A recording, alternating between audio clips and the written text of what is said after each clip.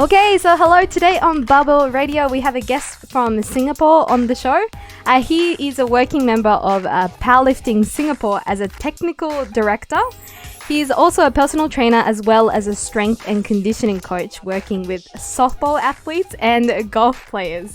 I'm very excited to introduce Dylan So today. Thank you for making the time to be on the show. Hi everyone, thank you for having me. Thank you.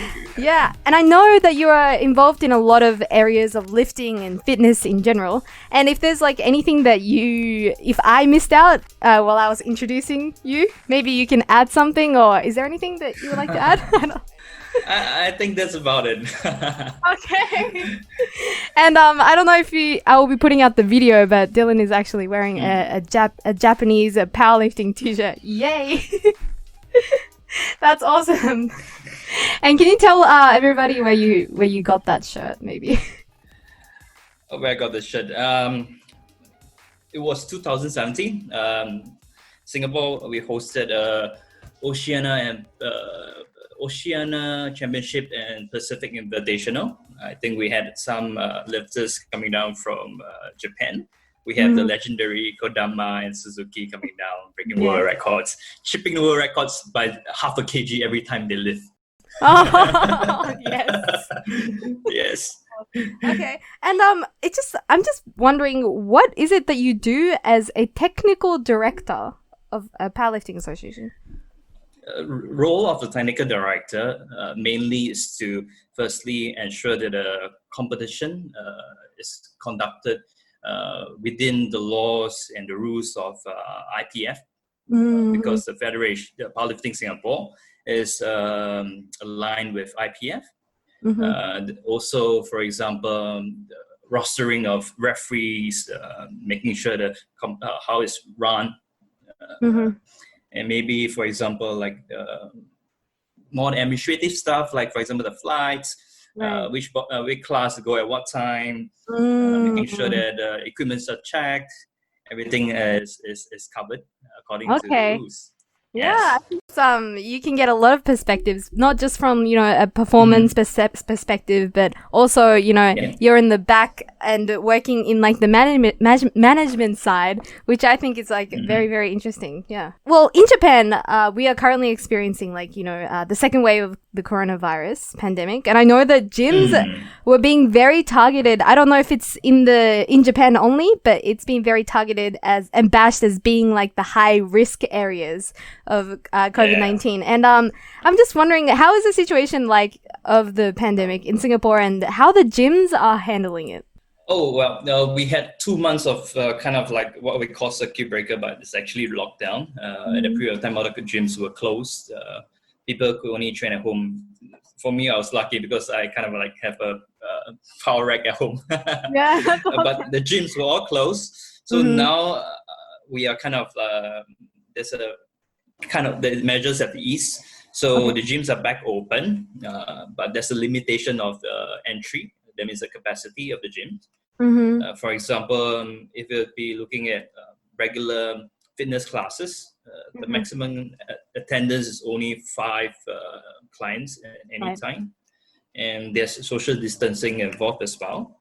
So there are in certain gyms, commercial gyms, like for example, if you heard of like Pure Fitness and all those global gyms, because of the limitation in the capacity, people have to go online to book a slot before they can go down to the gym where they have membership for.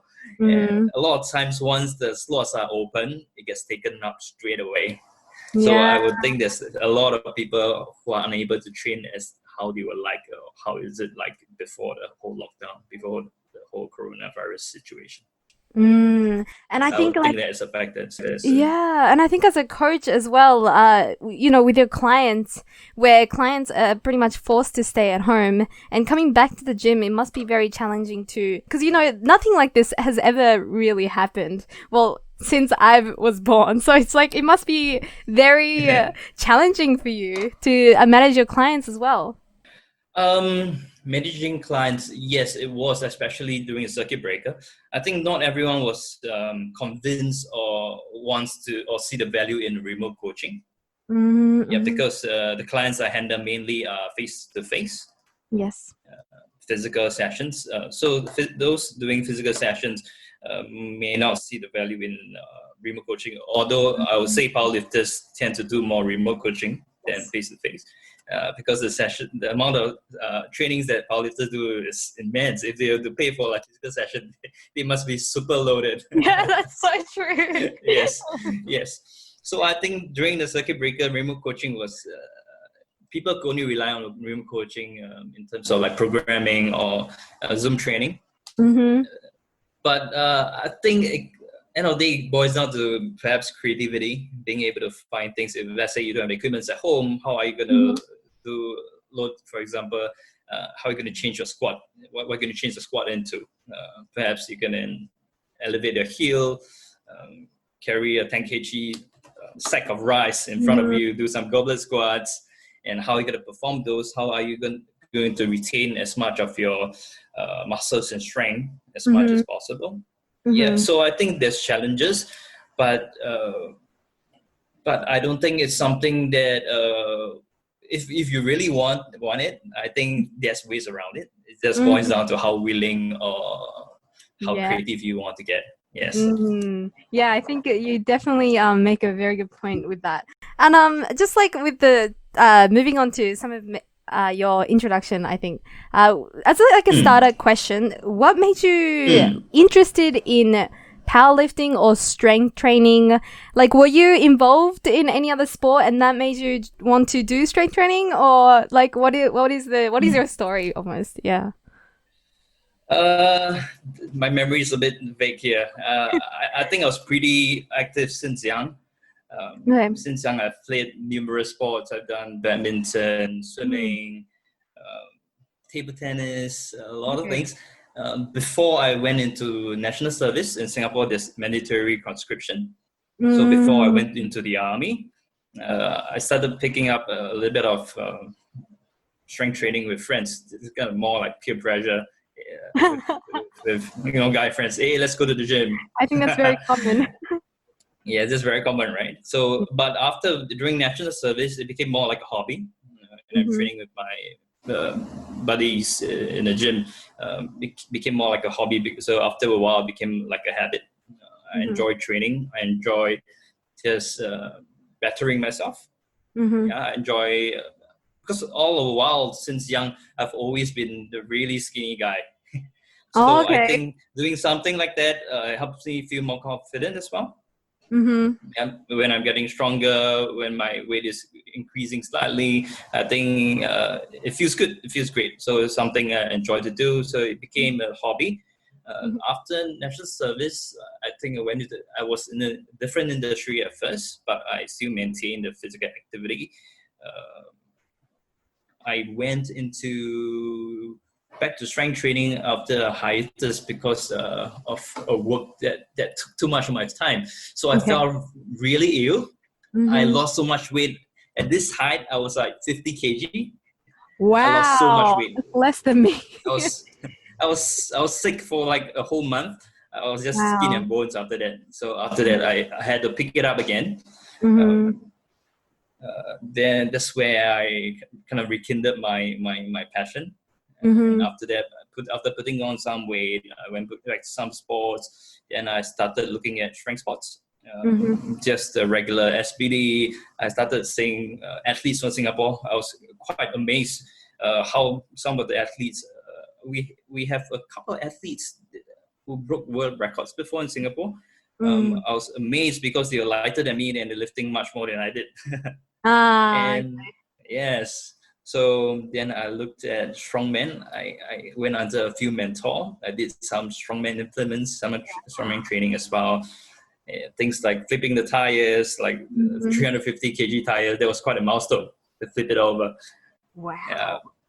Okay, so because it sounds like not only are you into like lifting and just lifting up heavy things, it sounds like you're all about like bettering yourself and challenging yourself and moving your body and stuff like that. So it's not only it doesn't sound like it's only strength training. It's not only. I think powerlifting is part of this journey. I went into it simply because of my buddies. I saw some of them, one of them actually participating in a strength class in Singapore. And after experiencing the atmosphere, I thought, why not? I'm just going to try. Back then, my wife now, back then my girlfriend. So why don't we just go and participate in one of the meets? So we went, and until now, I'm still doing all the SBDs. Yeah, that's really awesome because I think I don't know if it's like that in Singapore, but in Japan, for people who want to try powerlifting, it's very hard for someone to actually go into a meet and start powerlifting because you pretty much have to be. You don't have to, but it's normal for you to be in a powerlifting gym. You have to do all these registration, and competing as an athlete in Japan is something that you don't really think of in the general population. And in Singapore, was it like was it very easy for you to compete in the sport of powerlifting, even if you have never touched a barbell before? Or I would say it's easy. That's very important. I think the culture is a bit different. I would think that the amount of, for example, the administrative work that I hear, or and it also might seem a little bit less regimented. We do have a lot of new lifters coming in. Almost every meet, you see young kids coming in with no experience. They don't even know what's for example, a proof suit. So they come in with unapproved belt. We tell them, oh no, you can't use this. So yes, there's certain things that can be good with a very structured system. People will go in well aware what they're supposed to do, what they're not supposed to do. But then I would think that perhaps the sport may grow a bit faster if it's slightly less regimented. Yeah. Definitely, and especially as a woman as well in Japan, I think you'd have to know somebody who is into powerlifting for you to compete, because it's not normal at all. Like I'm a little bit crazy, so I look at things on Instagram and I really want to try this, I want to do it, so I just jumped into the sport. But a lot of people are not like that, so I think they feel especially women here, feel very hesitant to even start lifting. Yeah. Is there a reason why it's more? Is it kind of like a social construct where people think a certain way, or is it the laws or the rules governing the sport itself? I think it's more of a social construct because I don't know about other people, but I definitely was made to feel like I am not, even today, I still feel like I'm not meant to be doing like lifting barbells in general. And I think coming from like a shame culture in Japan, it's very difficult to be different in Japan, and especially as a woman breaking huge stereotypes is just normal to begin with. So I think it's a cultural thing as well. I see. I think it's very interesting. A few years back, I worked for this Japanese gym. I'm pretty sure you would have heard of them. They're called Rise Up. Oh, yes. Okay. I think I worked for them for 2 years. Wow. It's pretty interesting. Yes. I worked for them for 2 years. They have back then a branch in Singapore. We're opening up another one, but I eventually left. Yes. Okay, that is a very, very famous gym. Yeah, personal. Yeah, it's very famous. Yeah, I could tell that the clients that because we did handle, like, for example, almost a third of our clients were Japanese, and the rest were either other expats or Singaporeans. I would say the Japanese clients, their mindset when it comes to training were a little bit different from the other demographics. Okay. So I think I can understand what you're saying. And what do you think, like, the intention of women that is joining, trying to, is there like this ideal body type for women, or like in Singapore, do they, I don't know, like in Japan, you're made to feel like, you got to be a specific body type. And that is why we have a hard time like trying to get into the gym and stuff like that. I wonder if it's the same in Singapore. I think there will always be such stereotypes, although it might seem that our culture is a bit more open because our culture is very diverse, actually. Yes. We have a lot of different races and we have a lot of foreigners as well. So I think our culture is a bit more diverse. But the traditional stereotype of women will still be around. So I think... sorry, I kind of like, I forgot what you're asking, but yes, you're asking about the stereotype. Yes, we have that. Yes. Yeah. Every culture is very different, and I think it's very interesting. Yes. And just bringing back the topic a little bit, obviously you got into powerlifting through, yes. Because you wanted to challenge new things, and you were always involved in some sport. But yes. what made you want to become a coach? Because it's one thing to be an athlete and it's different thing to be a coach. So I'm just wondering where's the segue, between those two. Did I segue into it? Interesting question. I think I came to a point where I realized that perhaps I'm better as a coach than an athlete. Yes. So I think I was very lucky. I was very blessed to have a coach who not only coached me in the sport of powerlifting, but coached me how to coach. Okay. Yeah, so I think I was very blessed. I was so lucky to have that coach. He was the president. He is the president of a strongman group in Singapore.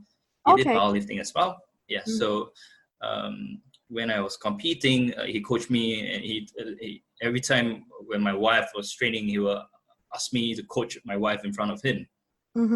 Yeah, so I learned a lot of coaching skills from him. And of course, before that, I did a little bit of private kind of coaching, but those were not powerlifting specific.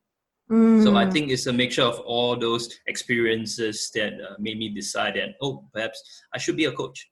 Okay. And what do you think, like, some of the personality, like, qualities of what would make a good coach? Because, as I said before, being an athlete is one thing, but being a coach is another. What do you think is like some of the qualities that you would need to have to be a decent coach? Do you have any input on that? Yeah.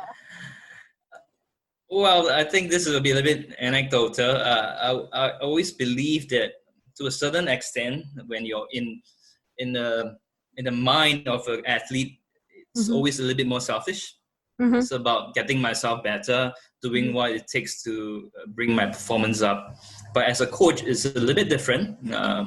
It tends to be a bit more giving. It's no longer about myself. It's about my athlete, how my athlete's going to perform. So I'm not sure whether it's a trait or is it more of a mindset shift. Right. But yes, there's a difference. Like yeah, pretty much. I think when you are looking after clients, you kind of do have to be like selfless in a way. And, because of that comes, I think, good communication and yeah, things like that would make a decent coach. Yes. And yeah, I also thought it was interesting that recently a lot of people coach through like remote coaching, as you said, and online coaching is very prevalent in powerlifting. But I have realized that you work hand in hand with clients, like face to face. And yes, it just makes me wonder, what is the most rewarding thing as being a powerlifting coach where you actually interact with clients? And yeah, if there is anything. Having them break their PRs. Well, I think it's about building a relationship.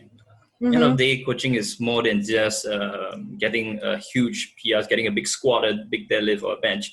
But it's about bringing them through a journey, watching them overcome themselves, outdoing themselves.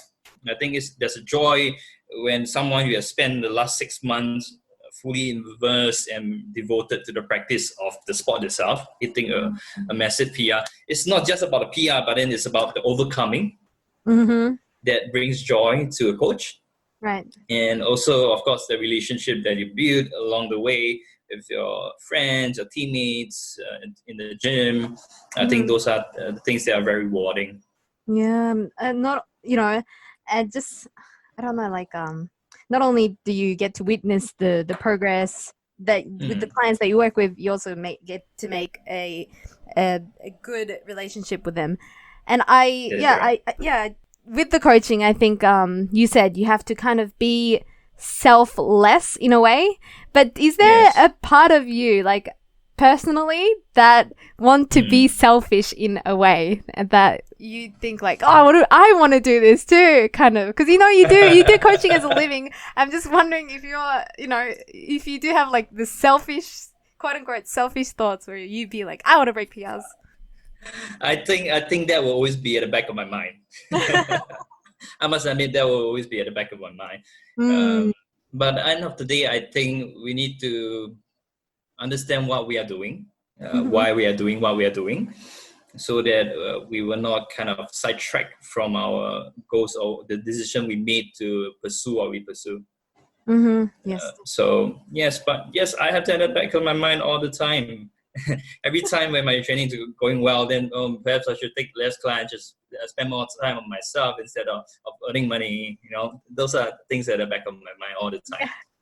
Yeah, I mean, you are human after all, so I think it's okay to have yes. Yeah.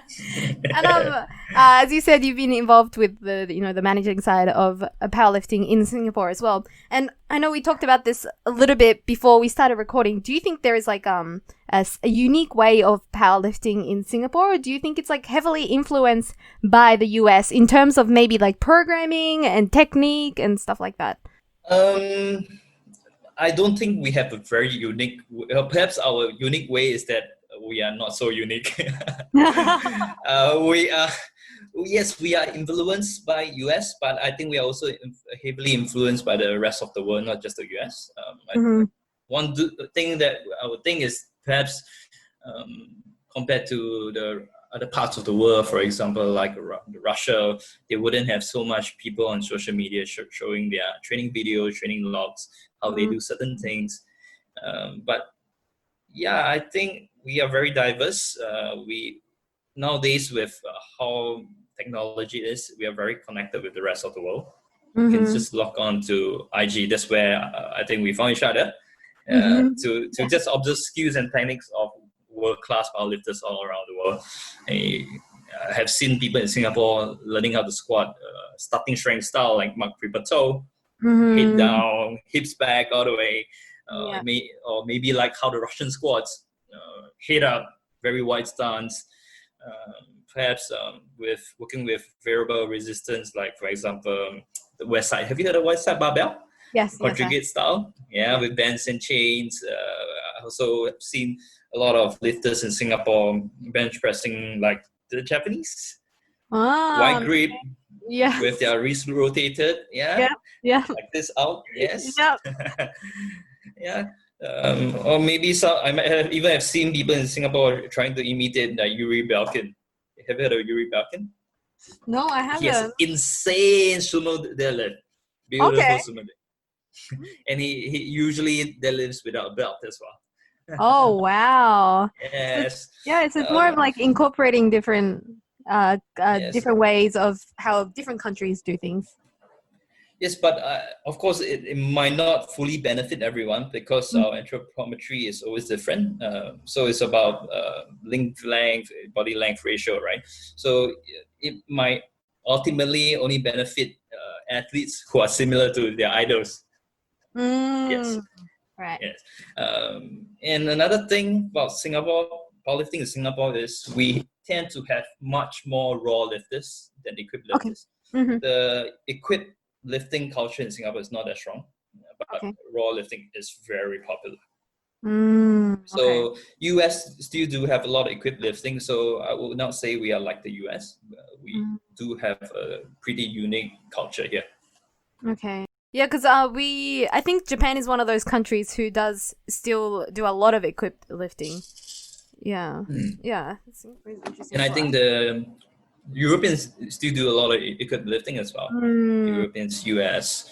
I'm not sure about Russia, right? They don't have so many of their lifters on IG. But yes, do you know Ferenc Seiko? Under 59 kg. Yes. He does equipment, so the guy is insane. He's like built to lift. So do you not have many, do you have equipped like national meets in Singapore? You must have, right? The last time we had someone who competed in the equipped category, well, I can't remember which year was that, a few years ago. And we do it together with our raw meat because we don't have enough equipped lifters. Usually it's just maybe a handful back then. Now, the last few years, I did not have any equipped lifters signing up. So, yeah. And if there's not equipped competitors, there won't be equipped coaches, right? Who is able to pass down that kind of way of lifting as well. So it must be very hard for the equipped lifting community. I think the only probably the two most experienced equipped lifters in Singapore will be our president, Mr. Seitan. He's a colonel in the Navy. I think he's pretty well known in the International Powerlifting Committee. And another one was my predecessor. He's actually now a vice president, Dr. Badrun. Okay. So they have done equipped lifting before. So if anyone were to do equipped lifting in Singapore, those are the people I'll point to. Okay. And just with a little bit of maybe even the raw lifting in Singapore, are there a lot of powerlifting gyms in Singapore? Like if I was to visit Singapore, am I able to go as a visitor and then train at a specific powerlifting gym or? Yes, we do have powerlifting gyms here, powerlifting specific gym. Last time used to be 3, but now 2, the Strength Yard and Elevate Barbell.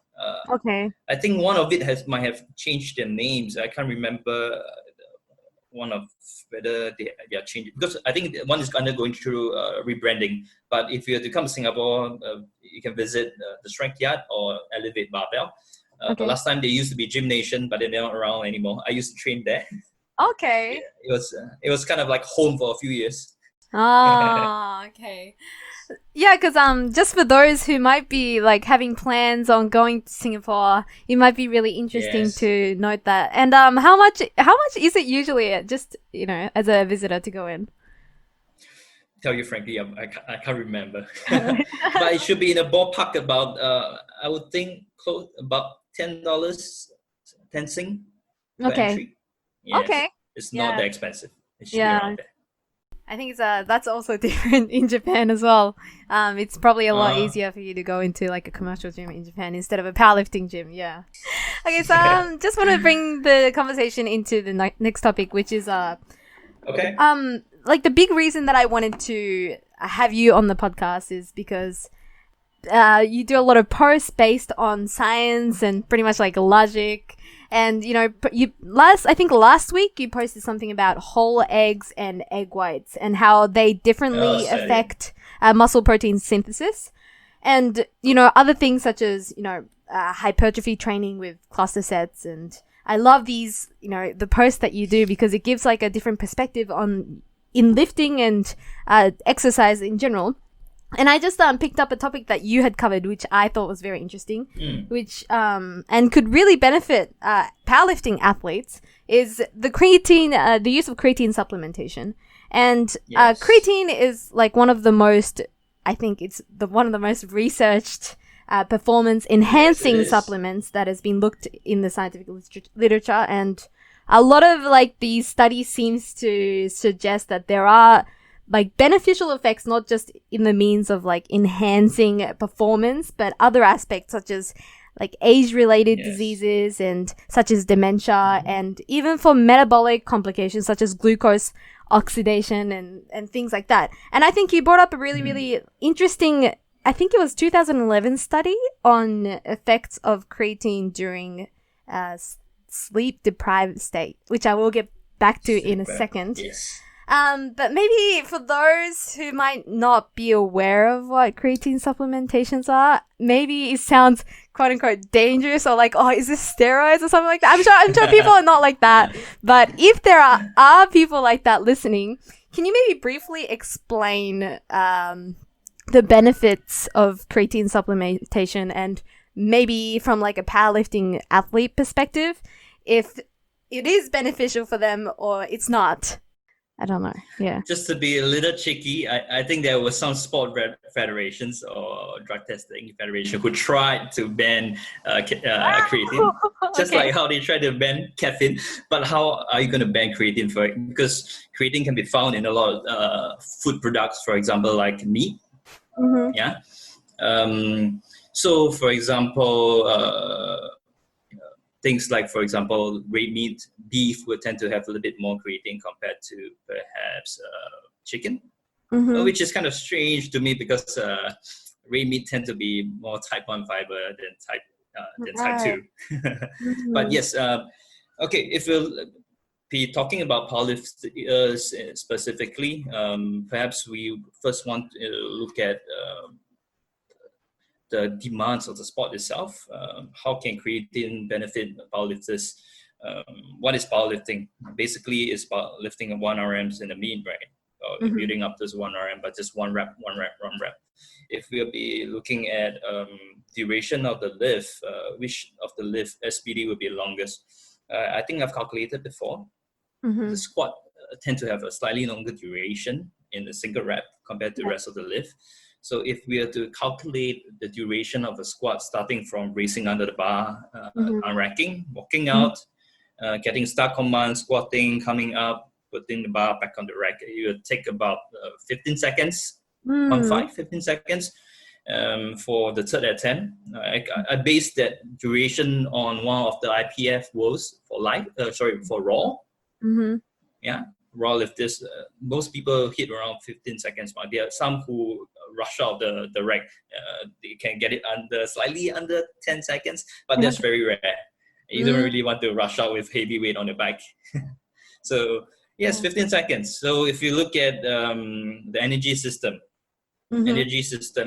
so usually people think, at one point of time, there's only one energy system, but then all three are usually working at the same time. You can never take away, for example, aerobic system. If not, you'll suffocate and you die. Yeah. But at different point of time during high intensity activity, there'll be energy system, they are more dominant. First 10 seconds, you're likely to see ATP, PC, phosphocreatine energy system, there's a bit more dominant.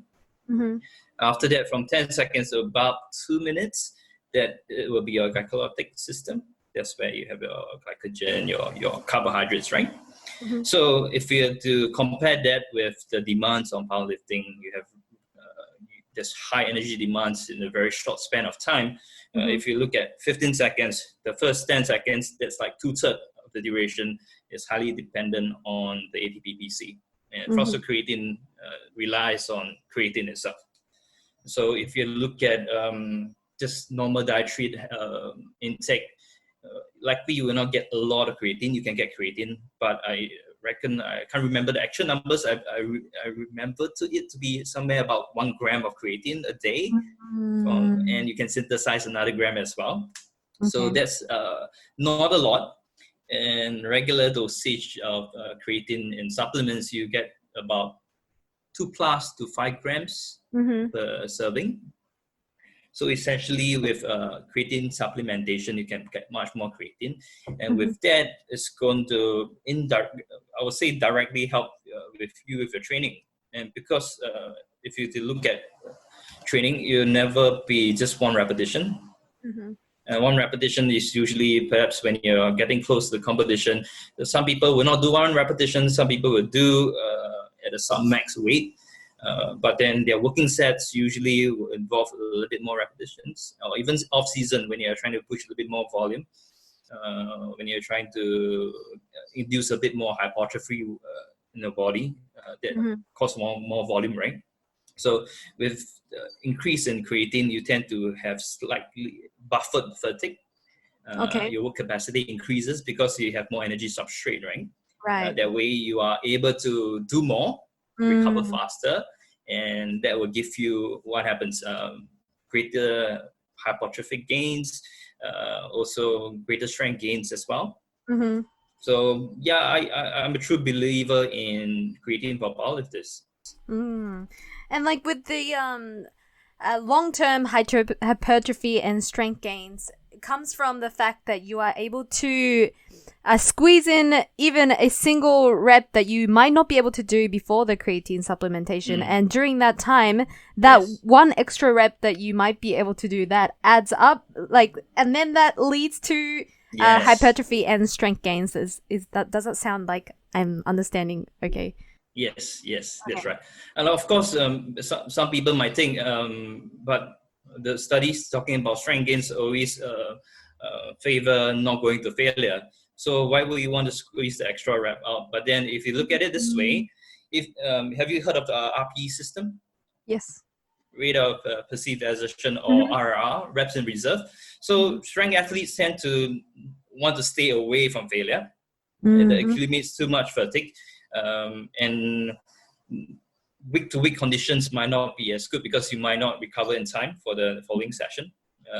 With that said, if you are able to do, for example, you are planning to do 3 sets of 5 at a certain intensity, it might be 80%, for example. If you can do it at RPE 7, why would you want to do it at RPE 8? That is true. Yes. Yeah. If you can move the weight better, why would you want to move the weight slower? That doesn't make sense at all. Yes. Yeah. And for those that might be thinking that creatine is some sort of like an unfair of gaining strength or hypertrophy, can you maybe like explain to them why this is not really the case? Well, even if you don't supplement it, your body's still using it. Just that is your body storage is much lesser. When you're supplementing creatine, or even if you're not supplementing creatine, your body is excreting creatine and creatine every day. Creatine is a byproduct after the breakdown, right? When you create ATP-PC, the creatine will turn into creatine before it's passed out from urine. But at the same time, there's only a certain limit that your body can store. I would not say it's an absolute amount, but every day your body will pass out. And if you're able to supply your body with more creatine, the body storage is just a little bit higher. So I would not say that it's something that I don't think you can ever avoid not using ATP-PC. So if you have to say there's an unfair advantage, is a bit strange as well, because you're still utilizing creatine. You're still utilizing that energy substrate. So, but if you were to compare, for example, like a vegan lifter to someone who's on meat, so are you going to say that the meat eater is having unfair advantage over the vegan eater? That doesn't make sense at all, right? That's really true. No, I'm trying to understand where this myth comes from. You know, like I wonder how this started. Then it's equivalent to saying someone who is drinking coffee is cheating. Because we know coffee has its performance enhancing abilities as well. So really interesting. And also I think it's fair to clarify the different types of creatine supplementation, because I'm guessing that you are talking about creatine monohydrate, which because I think because a lot of companies selling different things and trying to promote a lot of different supplements. What is, I just said it, but what is probably the creatine supplementation that you recommend, and something to maybe stay away from if there are any? I think firstly, what you need to look at is perhaps the brands that you're buying from. Make sure it's reputable. If possible, make sure it's tested. At Powerlifters, I'm not sure what federations you have in Japan, but one thing I know, probably one of the biggest would be affiliated to IPF, and that means that's drug tested. You want to avoid any form of contamination in our supplements. There are cases where athletes, for example, in their pre-workout or there are various kind of supplements, they have some kind of banned substances inside. So after that, they get caught by WADA. They have to sit out competition for a few years or be banned for, I don't know, indefinitely. I'm not sure. So it depends. So firstly, to look at more reputable brands, if possible, lab tested, that is clean. Okay. Right. Next, I'll probably recommend Creapure. Right. And Creapure is kind of like one of the purest form of creatine available on the market. I think it was designed. I wouldn't say design. I think it was engineered in Germany. I can't remember actually. But Creapure, creatine monohydrate, that will be one of the purest form available on the market. Yeah, and it has very good water solubility. That means it clumps up lesser. And if possible, perhaps it's from Germany. Yes, you're right. Yeah, if possible, get them recognized one, less clumping up together. Easier to dissolve. Sometimes you have creatine sitting in the water for hours and it just refuses to dissolve. So get a micronized one. Right. Yes. Okay. And I don't know, I'm not too aware of the supplementation side of things, but I've seen a lot of things that things are mixed, I think, in Japan, because and they make it sound like it's like this super product that you can get the most benefit out of. But and you know, there's creatine mixed with like creatine something mix or something. I don't know, like, and I think people might be kind of confused by that. Are you talking about proprietary blends? Yes, blends. Yes, I think that's what I'm talking about.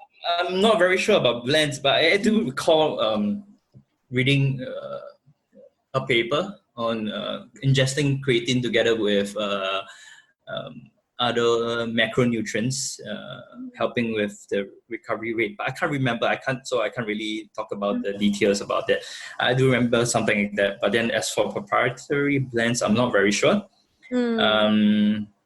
Yes. Yeah, but you can't really go wrong with, you know, a pure creatine or like the normal simple creatine monohydrate and stuff like that's right. Okay. And I think the one image that we have when taking creatine supplementation is like the water retention that you kind of get from it as like a side effect. And people think that it's some sort of like a permanent weight gain, or like it is you're getting fat or something like that. And how would you explain the water retention side of taking creatine supplementation, and is this something that you really need to worry about? Okay, so when we look at weight gain that associated with creatine, how does it happen? The exact cause of weight gain is not determined yet, but it is commonly speculated or hypothesized to be the increase in protein synthesis and water retention. I will be sending you some perhaps paper that you'll be interested in. I've actually because you sent me the questions, I have copied the reference. Okay. But yes, as for water retention, creatine is osmotic. It's speculated that creatine pulls water into the muscle cells. But there's a paper that look into that. So after creatine supplementations, they look at the fluid distribution with intra or extra muscular cells. And it seems to not have a difference in distribution between inside the cell or outside the cell. Okay. So there's more studies. We probably need more study to further understand this water retention and how creatine affects the distribution. But so far, there's not much evidence saying that it's pulling into the cell. So, but then yes, we know that it's osmotic. We know that there's retention, but do we need to really worry about creatine water retention? There was this study. They look at acute supplementation of actually not acute. Not really acute anymore. So they started they did pre-supplementation. They measured the creatine levels. They measured the body water. They measured the body mass. They measured another time after 7 days of supplementation and after 28 days. So on a generally, we look at body mass is is increasing. Average in this paper, they started with about 75.54 kg. On 7th day, it went up to 76.29, and on day 28, it went up to 76.86. but the increment actually is not that big after the first week. Right. You see Okay. that? Yeah. So does it really affect us if we are taking that chronically? At first, you may experience a little bit of water retention, but then what we know, for example, if you go onto a BIA machine, body impedance, right? The ones where you're standing there, it sends electrical signals to see your fat mass. People who are lean tend to have a bit more body water as well. Yes, because they have more muscles, and muscles stores water.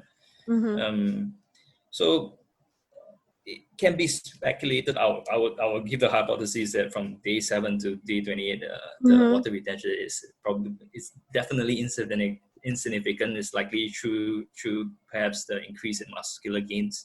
They have that amount of water.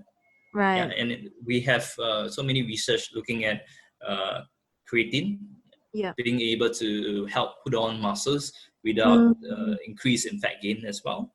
Right. Yes. So I do not think that water retention would be a huge problem.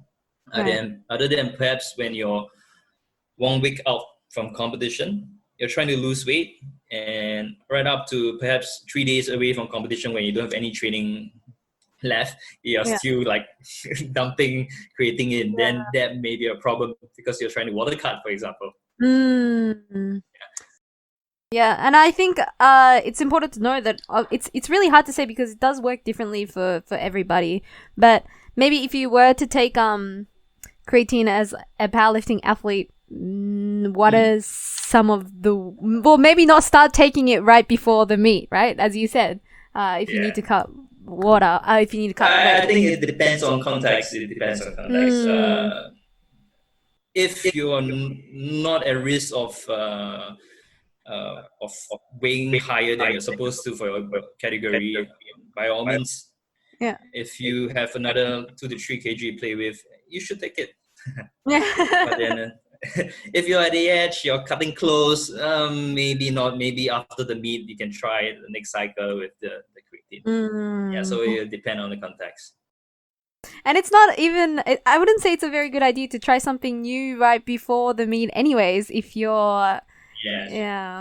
just to be safe. Going to the meet, I guess, is very psychological. Everything must be according to routine. You want to do everything exactly the way, for example, you start a training session, the way you prepare yourself, or maybe the music you listen to, you want something familiar, the way you warm up. So, but yes and no, some people might not be affected by it. Like what I say, if you have a few kg to spare, and if you're drinking away from your gym routine, that is fine. Some people might think that they have to drink it pre or post, but that depends as well. I wanted to cover this for recommendations at the end, but I think I can cover it now. It's about the recommendations of creatine intake. There were papers that look at acute intake. It shows that post-exercise was more beneficial, but that looked at acute intake, but not chronic intake. If you look at if you're already chronically ingesting protein 5 grams a day over a long period of time, I don't think that's going to make a difference. Right. Okay. Yes. Post. Wow, I actually did not know that. So post. This is for people who do not supplement creatine regularly. Okay, no problem. And as like a side effect, I personally experienced it myself that I feel like, because it really does, when you start taking it first, it really does pull water into your intestines almost. I feel like I cannot leave the toilet. And I don't think it's anything bad about it. So watery stools? Yes. But it's not, I don't feel any cramps or anything, but I recognize that every time I start taking creatine. Just very interesting. So the thing is that I myself, I had IBS for years. irritable bowel syndrome. So diarrhea comes very common to me. Right. There were periods of time where I thought it was creatine as well. But when I was just going through all the reviews on creatine, seems like creatine did not really give a lot of people any sort of stomach gut issues. Yeah. So I'm not sure about that. Yes. Yeah. I can not many probably people create a little around me has the same problem as me. So. But yeah, I had thought that I had a thought that I was experiencing that as well. There are certain times where perhaps this is a bit anecdotal, not very sciencey. But for example, when I didn't have a meal, then I have suddenly a full serving of creatine. Sometimes give me a little awkward feeling in my stomach, slightly nauseated. And also diarrhea. So I'm not very sure. But so far, according to the reviews, it does not upset the tummy as much as what I would think. Definitely. And just to note that it went away from me in like a day. So it was very... perhaps it might be something else. So that's the issue with anecdotal evidence, right? Because it's not controlled. We don't know what else do you eat. It must be something else that you ate. So it might not be creatine. So that's what I say. When it's anecdotal, it might not be so sciencey. Yeah. Okay, and then I don't know, we're just like we're coming up on time almost, but I just want to touch on the topic of creatine supplementation and its effects during sleep deprivation. But for those who haven't maybe seen your Instagram post, because I know you did a part 2 post about it, and I thought it was very interesting. Yes. Can you maybe briefly? And I will link whatever. What was my part 2 post? I can't remember what I did for the part 2. I think it was something to do with testosterone levels and about caffeine. I think. Maybe I can cover the part 1 first. Briefly is fine. Yes. This paper was done to study the effects of creatine in a sleep-deprived state. So basically, the subjects weren't consuming creatine for the last few months. I can't remember the exact duration. I need to go back to the paper for that. So the subjects were not consuming creatine for a long period of time. Then they were asked to perform skewed tests. Basically, they were elite rugby players. You have to run and pass the rugby ball into a hoop, and it's based on a skill of kind of accuracy task. So what they found was they compared placebo, caffeine, and creatine. They found caffeine and creatine to be able to relieve the detrimental effects of sleep deprivation on the accuracy of the pass. So for that part, one thing that's straightforward is we know that it will definitely help with rugby, right? Those are rugby tasks. Those were rugby skills. As for powerlifting, I would say powerlifting maybe it might offend some powerlifting. Powerlifting is not so much, has slightly less skill compared to a lot of other sports. And I think a lot of powerlifters would already be supplementing creatine. If you're already supplementing creatine, you don't have to supplement it before the training when you're sleep deprived. It's unlikely it's going to make any difference. But the second part of that post was about possible stress. It was about stress. So as for stress, we usually calculate testosterone and cortisol ratios. And because the study actually compared placebo, caffeine, and testosterone, when we look at sleep deprivation, usually that may be an increment in cortisol. And also during the caffeine supplementation, we saw quite a huge increase in cortisol compared to creatine. And for what we see, creatine, there was actually a drop in cortisol and increment in testosterone However, we are not sure in terms of, because we don't have the absolute values from the study itself. We can't calculate the exact ratio, so we can't really form a concrete conclusion whether creatine has lesser stress compared to caffeine, but there seems to show a little bit of trend of that. So I think it's worth investigating more. Yes. Very hopeful. And just to clarify a little bit about the part 1, we tested the accuracy of the rugby players. What is accuracy? Because it's obviously not anything to do with, you know, maybe it does have something to do with performance, but it's more, I feel like it's more about cognition and being sharp. Yes, and that's right. And creatine seems to kind of affect that. What is that? What do the studies suggest on that? I think the hypothesis behind it is that first, as we know, the task involved sprinting, throwing, passing a rugby ball into a hoop, and the accuracy is based on whether the ball goes into the hoop or not. Okay, so it's repeated sprints, repeated runs. So they got. I can't remember exact how many times. I believe it was 10 times or 20 times. So it's repeated. So in sleep deprived state, they start usually at similar baseline values. They are quite accurate until when they get tired. So what creatine does was that it buffered fatigue. And more modern day studies have shown that your brain uses creatine as well. So the hypothesis was that because of the creatine in the brain, that buffers the fatigue before, for example, utilizing glycogen. So those are some hypotheses, but from what the paper can tell us, what is more concrete is that yes, it's able to buffer fatigue, hence is able to increase accuracy at a later stage of the repeated bouts. Okay. So even if it's not really specific for powerlifting, really, it is still hopeful to, see these studies, right? Yeah, it's very helpful. I think it's very interesting.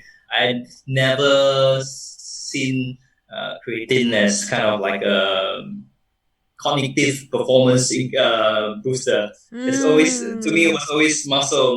Yeah, I think people have the same idea too. And also, I just have to know, just because you're gonna take creatine, that you should train in a sleep deprived state. It just seems, yeah, it just helps out a little bit. Yes. Okay. Sounds. If you want to, so we can't get too into this topic today, but if you want to see these posts, there's part 1 and part 2, very interesting. You can go on to Dylan's Instagram. Is there anywhere else that you posted on, or? Mainly Instagram. My I think Instagram would be good. If they want to reach me, they can reach me on my email as well. I can pass it to you later. Okay. And just to maybe sum up on just the practicality, maybe people who want to take a creatine supplementation, what are the, maybe you have to repeat the same thing, but what are the amounts that you should take it? How often should you take it? And things like that. Maybe you can suggest something. Okay, just to summarize. So firstly, recommendations for protein, go for tested brands, well-known ones, people are aware of possible contaminated supplements, right? Just now we also covered what kind of creatine to take. Generally, the most available one on market will be creatine monohydrate. I will personally recommend Pure due to its purity and water solubility. You can go for micronized one, okay, for it to dissolve even better. For recreational athletes, I believe ISSN's recommendation is 3 to 6 days for maintenance. ISSN also recommended loading phase. But if you're going to take it for a long period of time, I'm not sure. I don't think you need the loading phase. But if you want to do the loading phase, the protocol is somewhat around 20 grams a day for first week. And after that, just taking the maintenance dosage, which is 3 to 6 grams. So for me, from what I see in most supplements, the dosage is between 3 to 5 grams. So just take the recreational athletes can just take the regular dosage from this whichever supplement that you're buying. Which is 3 to 5 grams. For competitive strength athletes, I think perhaps they can afford to take a little bit more, especially if you're super heavyweight male or super weight female, because it's according to your body weight as well. If so, you're on a heavier side, perhaps you might want to take more. Okay. Yeah. And it's like the recommendations for carbohydrates or fats usually is by percentage or how many grams according to how per kg body weight. So yes. Okay. And just for the point of maybe for those who might not be aware of what a loading phase is, can you explain to them the reasoning or like the mechanisms or like what is loading and why it seems to be more effective? Maybe. I think loading phase, correct me if I'm wrong, I haven't gone through a lot of the details of loading phase in terms of the papers behind it, but then it's to basically very quickly bring up their creatine levels in the body. Before going on the maintenance phase. So they want to quickly bring up the performance, they want to quickly bring up the work capacity by just acutely increasing high dosages of creatine.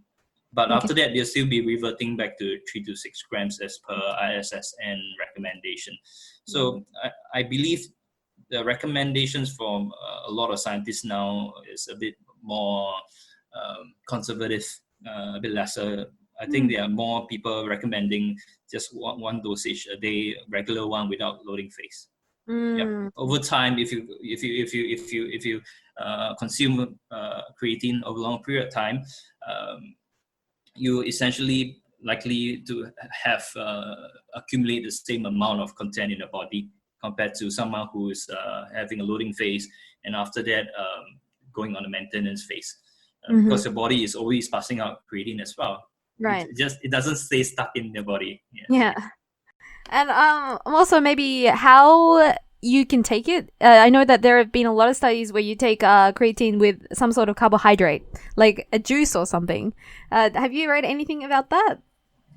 I just now I mentioned when we talk about proprietary blend, I'm not very sure about proprietary blend, but I've seen papers that recommended consuming with carbohydrates and something else. I'm not sure about the mechanism and the results of their paper, but so I can't really give a comment on that. But what maybe you have seen that you can share as well. What are some options that how you can take it? How do you take creatine? For me, what I do nowadays, nowadays I cycle to and fro my workplace. So what I do is I simply just put my creatine in my bottle and then just take sips throughout the day. Okay. Yeah, but it doesn't, I don't know, I can't say much, but there are many ways to drink it. You can pretty much mix it with juice, you can mix it with water. Yes. I dry scoop creatine. I don't know if that's crazy, but... Rice. But so usually I wouldn't put creatine with a drink that's too cold because it might not dissolve as well. So it depends. But if you're okay with it not being dissolved, it's fine as well. And there are supplement brands that is selling creatine in tablet format. I think you can just consume them like a vitamin. That's fine as well. Yeah. Really so awesome. As long you're consuming for a long period of time, I don't think you have to be too fast on how or when you're consuming it. Okay. All right. And I don't know, some people might think that just because you take creatine for like a few days that you're going to be like Superman quickly. I think it's like really important that you keep taking it. Yes, correct. And usually the result you see in papers is over a period of time after a training phase of maybe 8 weeks, 12 weeks, that's 2 months, 3 months. So that's where you see a difference. But after taking it for just maybe a week, you may see a little bit of differences in terms of your ability to perhaps wrap up the same 80%. Maybe you get 1 or 2 reps more, but then are you really going to get so much stronger just from that? I don't think so. I think it's accumulative over a period of time. Okay. No, I think that you made it very, very clear. And I'm sure that a lot of listeners did get a lot of good, valuable information from this as well, and maybe cleared up some myths, of like questions about creatine supplementation. And maybe if people want to see your work, where can people reach you? Are there like social media platforms that you can share? Yes, they can come on to Instagram. My handle is Dylan, DYLAN_SOH. So, okay. Yeah. Or you can reach me on my email at dylansosk@gmail.com. Awesome. No, that is really awesome. As in terms of maybe, I don't know, very personal question, but with your goals, maybe even your clients or like your coaching or for your own performance, are there any goals that you're planning on maybe this year or next year or This year or next year? Right now, it seems that most things are on hold. I think the goal will be to prepare the athletes for the upcoming season. Hopefully it comes soon because of the whole corona virus pandemic situation. All the sporting seasons stopped. They did not have, for example, like softball, they did not have any like weekend games now. But they have resumed training, and the golfers, they don't have any immediate competition they are looking out for. Powerlifters, there's the next competition is likely going to be next year. So it's going to be a while away. I think right now is to be able to keep them training, reduce the amount of detraining effects of detraining, and also reduce the risk when the sporting season starts. So it's about maintaining the condition so that they are not so susceptible to injuries when they start competing again. So it's more of a not necessarily on achieving new goals or aiming higher. It's your goals are pretty much trying not to lose some, like not avoid detraining or like to keep it at a standard how it was before the pandemic. I think injury mitigation might be overlooked sometimes. I think that's not just about maintaining. I think that's part of aiming higher. Right. If you look at athletes who, when we look at, for example, certain sports with longer off season, so usually you look at injury rates, it tends to be higher after they come back from off season, just because they are not so fit. And also when we look at injuries, usually a lot of times we look at the chronic to acute workload ratio. So if your chronic workload ratio is low and your acute workload ratio, for example, you just came back from off season, you did not train much. So now you're trying to prepare for next season. So you train really hard, a lot of workload. So the injury risk is actually higher. So when you get injured, what happens? You're not going to perform well in the season. Or worst case scenario, you're not going to even join the season. So I think it's part of aiming higher. So it's to prepare yourself where before you're going to excel in competition. Looking at injuries and stuff is kind of like compared to, hitting PRs, it's kind of like unsexy in a way, and as you said, it seems to be overlooked. Yeah, it's very important. Yes, and I think if you're injured less, there's a good chance that you will hit more PS than someone who is always injured. Because you're constantly making gains while the other person is always trying to rehab. It's true, because it seems like a lot of people who do come back from quarantine or like from a lot of detraining, they tend to be like, I'm gonna hit PRs, I'm gonna do as much as I can, but it's kind of important to really step back and look at the basics of injuries. And a lot of times, for example, like after long periods of break, like because of the circuit break, because of the lockdown, there's a good chance you can make gains with less stimulus. So you're at a stage where you can get similar amount of gains without doing so much work, why would you want to do more when you're getting similar amount of results? That doesn't make sense to me as well. Yeah, I think we tend to be, a lot of athletes tend to be a little bit greedy in that way. Yes. Sometimes I do experience it myself as well. So I think that's part of the role of the coach, to be the rational one. Right. When athletes get too ambitious, you have to pull them back. Very challenging as well. Okay, I think we have covered a lot in this talk today. Thank you, Dylan, so much for making the time. I know you're a really busy person, so thank you so much for making the time. Thank you for having me. Thank you so much.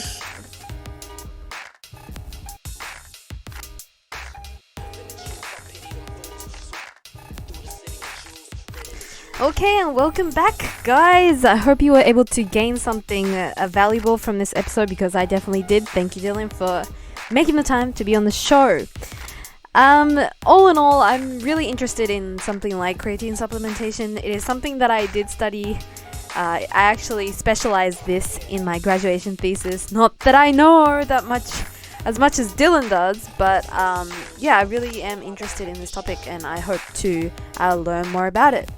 I really like the approach in which Dylan goes about fitness and training, with evidence and scientific literature, and looking at it from many different perspectives is something that I really do respect, and I hope to be able to do that as well. Just to say, I don't usually talk at the end of interviews and stuff, but what an experience being able to interview so many great people. A lot of these senpais, the more elite lifters in, powerlifting in Japan, and, people such as Dylan and my friends who lift. I'm just really grateful, because I would never be able to speak to them if it wasn't for this podcast, and such a rewarding experience, and I'm very, very grateful for them coming onto the show. So just want to say that. Yes. If you have anyone that you'd like to hear from on Barbell Radio, make sure you send me a message. Instagram, Facebook, Twitter. I'm on there at Barbell Radio. BARBELL Radio. RADIO. No space, no capital, no anything. So yeah, just hit me up on there. And also I'm on Instagram as canon.pl as my powerlifting account. So you can, I don't know if you're interested, but if you are, you can always, send me a message or follow me or whatever. Yeah. So I know it's been really hot in Japan, wherever you are, but I hope you guys are having a really, really great week. Yeah. Okie dokie. I guess that's it for today. Stay safe, stay healthy, and have a good day, guys. Bye.